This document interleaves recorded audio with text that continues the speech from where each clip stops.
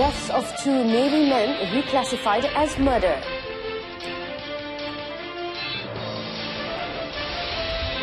GST ensures economic fundamentals remain strong.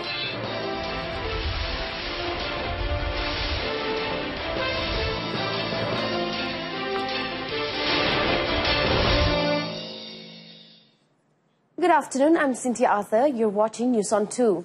The incident where 2 Royal Malaysian Navy personnel died in a detention room in Sungai Wangi, Setiawan on Friday afternoon has been reclassified as a murder case. Police have arrested 3 men aged 29, 37 and 44 last night, and a remand order has been issued by Manjung Magistrate Nur Shakira Ibrahim beginning today until October 7th. Perak CID Chief SAC Datuk Gunn said police also recorded statements from several people, including the holding cell guards who were on duty during the incident. A post-mortem conducted on Nik Muhammad Baihaki Nikmat, 28, and Muhammad Laila Tulman Muhammad Sukri, 26, at Hospital Raja Permaisuri Bainun Mortuary found that there were signs of abuse and injuries on their bodies. The case is being investigated under Section 302 of the Penal Code. Meanwhile, the family of Nik Muhammad Baihaki is demanding full disclosure over the cause of his shocking death. His widow, Nur Bazlin Muhammad, 28, is incredulous over the official account of the circumstances surrounding the deaths of Nik Muhammad Baihaki and Muhammad Laila Tulman. Both men, she pointed out, were of able seaman rank. Prime Minister Datuk Seri Najib Tun Razak firmly stood by the government's decision to implement the Goods and Services Tax GST that came into effect 2 years ago. He said GST has been the nation's savior and has ensured that the fundamentals are strong, shielding the nation's economy from global headwinds such as the plunge in oil prices.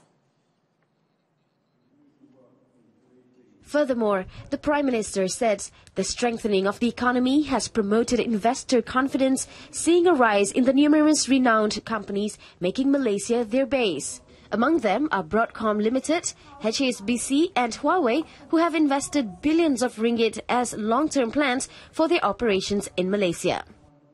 It has nothing whatsoever to do with one MDB, whose rationalization program is proceeding well. There is simply no connection, and everyone who says otherwise is deliberately lying and trying to deceive the Malaysian people.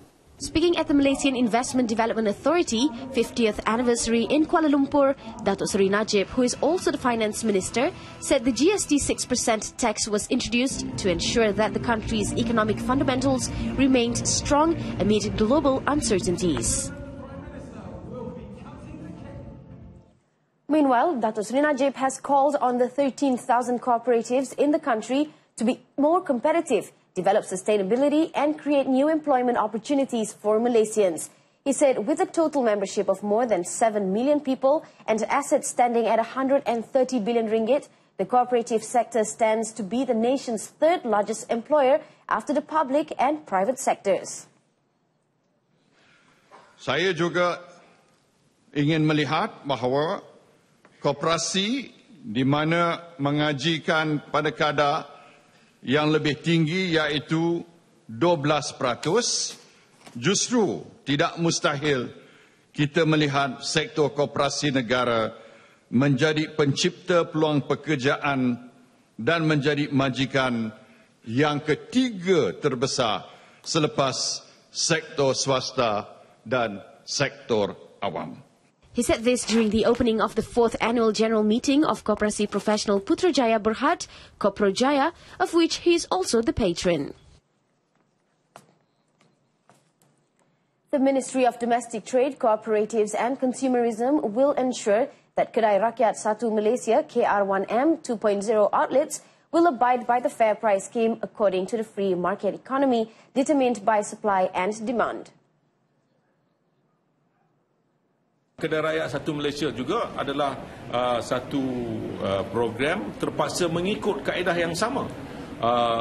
Free market economy, supply and demand. Kalau dia rasa dia boleh mampu untuk turunkan harga, dia turunkan harga. Kalau dia tak mampu, terpulang kepada dia.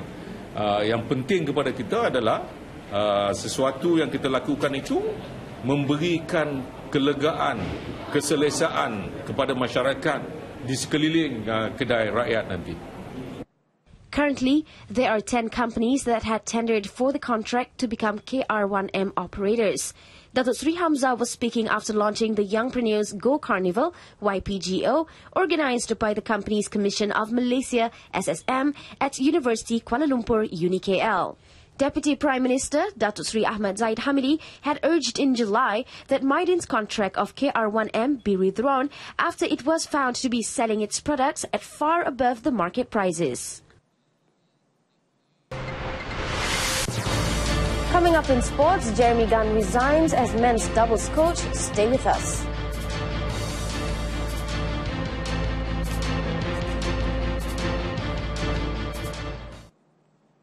National men's doubles coach Jeremy Gunn has tendered his resignation on Saturday, becoming the most recent Badminton Association of Malaysia BAM casualty.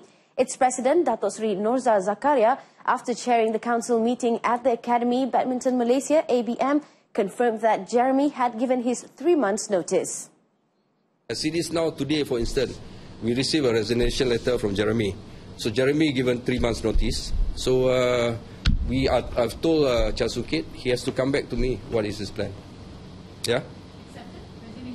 No. We have to. We just got the letter, so I give it to Soon Kit for Soon Kit. So because Soon Kit has his own KPI.